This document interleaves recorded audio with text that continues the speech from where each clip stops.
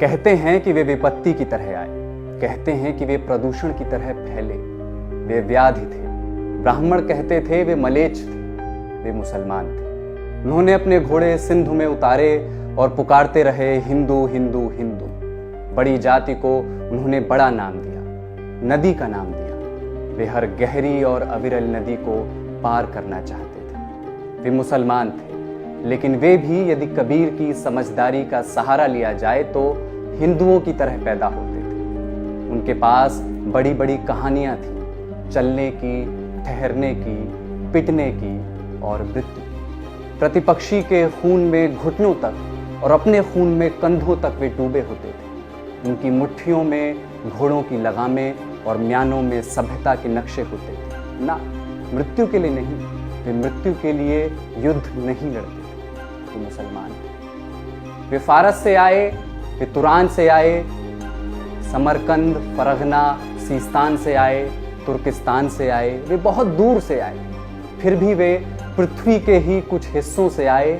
वे आए क्योंकि वे आ सकते थे। वे मुसलमान थे। वे मुसलमान थे कि या खुदा उनकी शक्लें आदमियों से मिलती थीं हूबहू। वे महत्वपूर्ण अप्रवासी थे क्योंकि उनके पास दुख की स्मृतियां थीं। वे घोड़ों के साथ सोते थे और चट्टानों पर वीर बिखेर देते थे।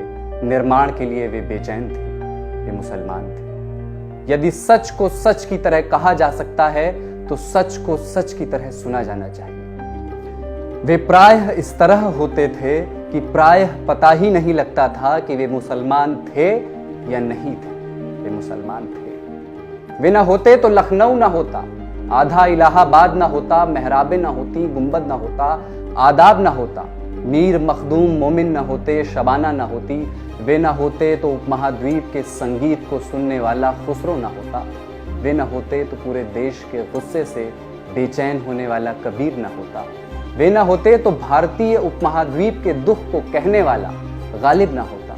मुसलमान ना होते तो 1857 ना होता। वे थे तो चचा हसन थे। वे थे तो पतंगों से रंगीन होते आसमान थे।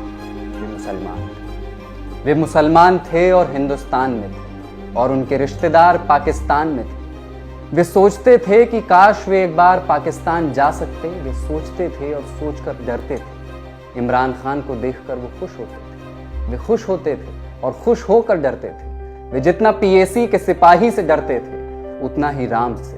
वे मुरादाबाद से डरते थे, वो मेरठ से डरते थे, वो भागलपुर से डरते थे। वो अकड़ते थे लेकिन डरते थे। वे पवित्र रंगों से डरते थे।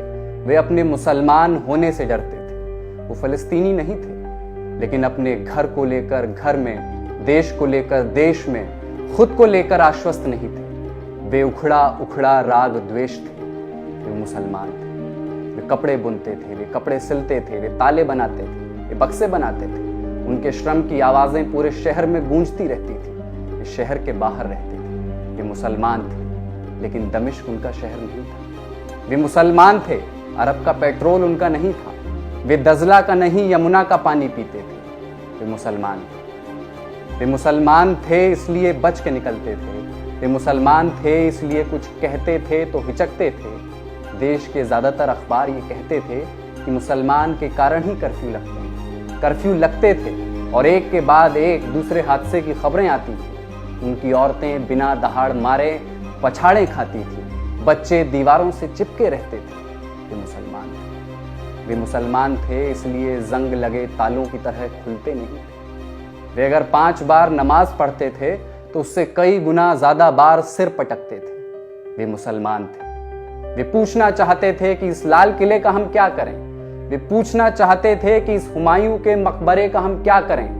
हम क्या करें इस मस्जिद का जिसका नाम कुव्वतुल इस्लाम है, इस्लाम की ताकत है। अदरक की तरह वे बहुत कड़वे थे। वे मुसलमान थे। वे सोचते थे कि कहीं और चले जाएं लेकिन नहीं जा सकते थे। वे सोचते थे कि यहीं रह जाएं तो नहीं रह सकते थे। वे आधा जिबह बकरे की तरह तकलीफ के झटके महसूस करते थे। वे मुसलमान थे इसलिए तूफान में फंसे जहाज के मुसाफिरों की तरह एक दूसरे को भींचे रहते थे। कुछ लोगों ने यह बहस चलाई थी कि उन्हें फेंका जाए तो किस समुद्र में फेंका जाए।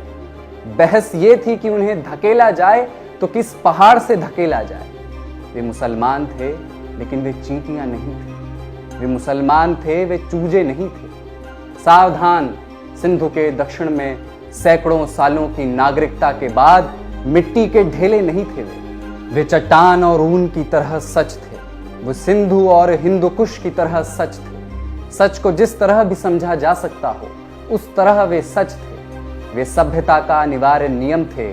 वे मुसलमान थे, अफवाह नहीं थे। वे मुसलमान थे।